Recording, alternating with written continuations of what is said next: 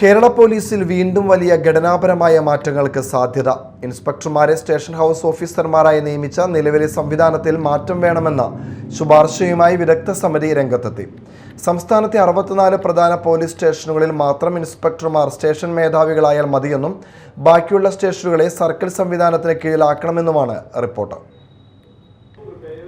കേരള പോലീസിലെ സ്റ്റേഷൻ ഭരണ സംവിധാനത്തിൽ വൻ അഴിച്ചുപണിക്ക് വഴിയൊരുങ്ങുന്നു. ഇൻസ്പെക്ടർമാർ സ്റ്റേഷൻ ഹൗസ് ഓഫീസർമാരായി പ്രവർത്തിക്കുന്ന രീതി 64 പ്രധാന പോലീസ് സ്റ്റേഷനുകളിൽ മാത്രം നിലനിർത്തണമെന്നാണ് വിദഗ്ധ സമിതിയുടെ ശുപാർശ. നിലവിലെ 484 പോലീസ് സ്റ്റേഷനുകളിൽ ഇൻസ്പെക്ടർമാരെ SHOമാരാക്കി നിയമിച്ച പരിഷ്കാരം പുനഃപരിശോധിക്കണമെന്നാണ് റിപ്പോർട്ടിന്റെ പ്രധാന നിർദ്ദേശം.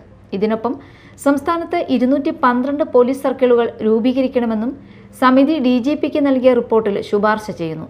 കേസുകളുടെ എണ്ണം, ക്രമസമാധാന പ്രശ്നങ്ങൾ എന്നിവയുടെ അടിസ്ഥാനത്തിൽ ഓരോ സർക്കിളിനും കീഴിൽ 2-3 പോലീസ് സ്റ്റേഷനുകൾ വരും.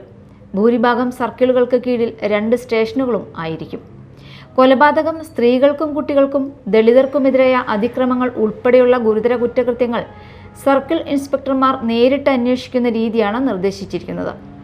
ക്രമസമാധാന ചുമതലയിൽ നിന്ന് ഒഴിവാകുന്ന 208ഓളം ഉദ്യോഗസ്ഥരെ ക്രൈംബ്രാഞ്ച്, നാർക്കോട്ടിക്, പോക്സോ, സൈബർ കുറ്റാന്വേഷണ വിഭാഗങ്ങളിലേക്ക് വിന്യസിക്കാനും റിപ്പോർട്ടിൽ നിർദ്ദേശമുണ്ട്. പിണറായി സർക്കാർ കൊണ്ടുവന്ന പോലീസ് സ്റ്റേഷൻ ഭരണ പരിഷ്കാരത്തെക്കുറിച്ച് 2 വർഷം മുൻപ് തന്നെ DGP സർക്കാരിന് റിപ്പോർട്ട് നൽകിയിരുന്നു. പ്രധാന സ്റ്റേഷനുകൾ ഒഴികെ SHO സംവിധാനം ഒഴിവാക്കണമെന്ന ശുപാർശയും അന്ന് മുന്നോട്ട് വച്ചിരുന്നു. പുതിയ റിപ്പോർട്ട് നടപ്പാക്കിയാൽ പോലീസ് സ്റ്റേഷനുകളുടെ ഭരണഘടനയിലും ഉദ്യോഗസ്ഥരുടെ ചുമതല വിഭജനത്തിലും കാര്യമായ മാറ്റങ്ങൾ ഉണ്ടാകുമെന്നാണ് വിലയിരുത്തൽ. Media time, Kochi.